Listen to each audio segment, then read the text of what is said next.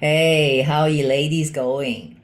Well, I would like to talk to you about having a healthy relationship with yourself. And I'm going to give you 5 tips. But first of all, there are a few things I want to go through with you first is about self-acceptance.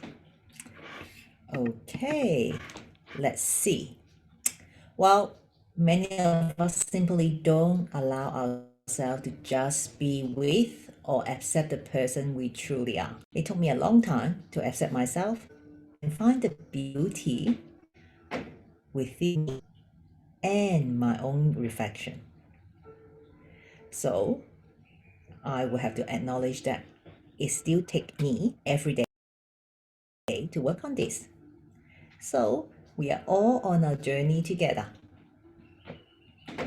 Now, if you are like me and would like many other ladies, we have spent quite a few amount of our time trying to make ourselves for other people, rather being confident enough to believe that the true me is absolutely enough. Yes, you are enough. Yes, you enough. Yes, you are enough. Now, what does self-acceptance really mean? It means not trying to change the way we live our lives for other people and allowing ourselves to be truly seen for who we are. Letting go of feelings that we have to be someone that we are not, or try to speak or act in a way that doesn't feel aligned for us.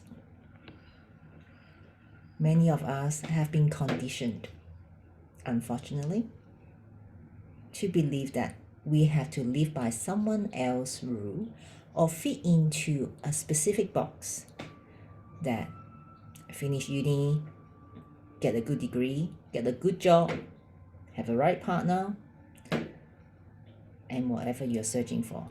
But in the reality, we are all unique and we all need to accept that we need to fully embrace our individuality. A lack of self-confidence, acceptance, and self-love turn up the volume in our mind, the negative thinking. We start to have this internal conversation with ourselves and how we can change to fit in or become stronger or more beautiful. The problem with this is it moves us further away from what we really want, what we believe in, what we value in life. And that is when we become stuck, unhappy, and do things we don't want to do. Now, I want to invite you to play with the idea of exploring of your great qualities and to use self-acceptance as a way to tap into your happiness. I don't mean accepting the things that you don't like about yourself or just being okay with them. We got skills at doing this. It also means that we might not be good at accepting compliment or staying open to feeling abundant and receiving.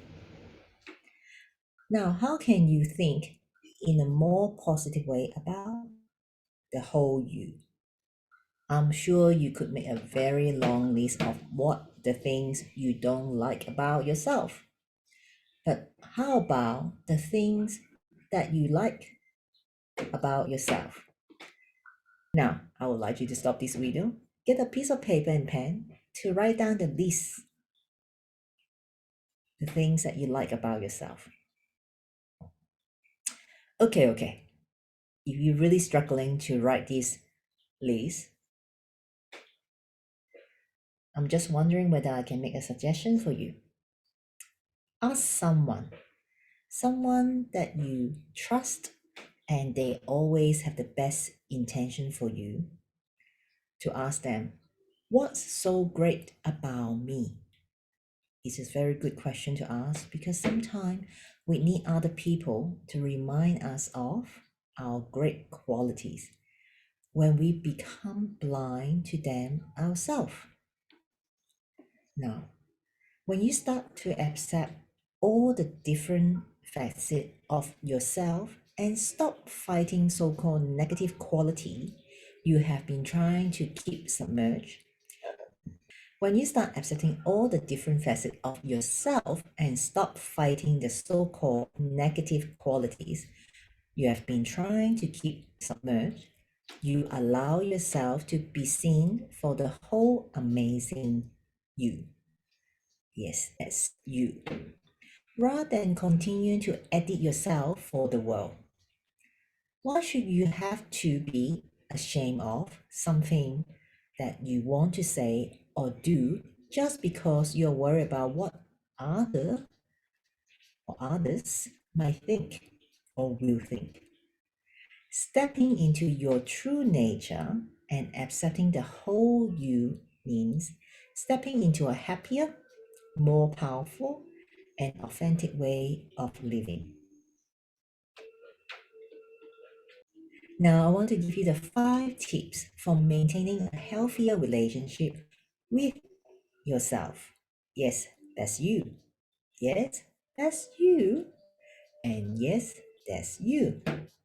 Number 1, practicing being grateful for your body.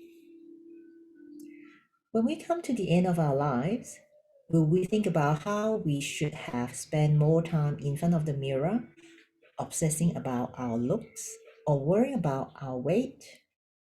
No, no, and no.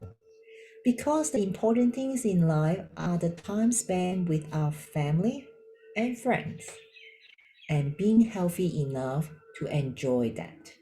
So take a few minutes in front of the mirror each time you get dressed and begin to practice gratitude for your body.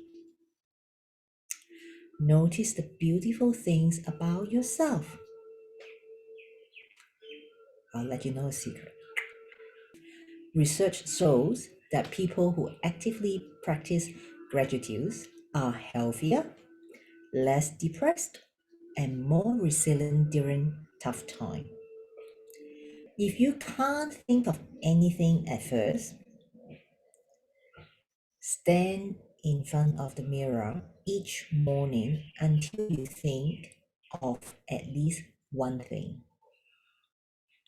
And I promise that eventually the list of things you love and appreciate about yourself will grow from there. Number 2, be kind to yourself. Taking care of your body, treating yourself to a massage. I love this. And exercising regularly and becoming mindful of what you eat will not only boost your self-confidence, but it also the practice of self-care. The more you treat your body with the loving kindness it deserves, the more you will learn to naturally love it over time, and the more it will love you back. You might very well find yourself living with more energy and less pain. Number 3, let go of your inner perfectionist. Perhaps like I was, you are a perfectionist. Maybe you spend a long time ready to leave the house and obsess over tiny details, putting pressure on yourself to look a certain way. Tiring, isn't it? Pretty exhausting. Well, I'm here to tell you to stop doing that. Studies show that perfectionism is strongly linked to depression. Save the time you spend telling yourself you are not good enough or trying to hide your imperfection, and instead learn to accept yourself for who you truly are, even with the parts that you deem to be imperfect. Someone who can learn to and love ourselves, will be more confident and beauty inside out, and will attract more positive people and experience to them. Tip number 4, let go of judgment. Sometimes when we are hard on ourselves and we can be extremely judgmental of others. It is a bizarre way of making ourselves feel better, but as we all know, it is deeply unkind. Catch yourself the next time you notice you or those around you judging the way other people look or behave, and refrain from joining in with the critical gossip if you find yourself surrounded by it. Practicing kindness and acceptance towards others is the first step to become more mindful about our own thoughts and actions. 5. Begin to notice your inner critic. Start to change those nasty internal thoughts and how you talk to yourself. How many times a day do you tell yourself something negative? Would you say these things to your best friend? No way, right? Start to turn down the volume on your inner critic. Swap your negative statement for positive one and begin to become your own best friend. Here you go. These are the 5 tips, and I'll leave it with you, and I'll see you at the call. Bye bye.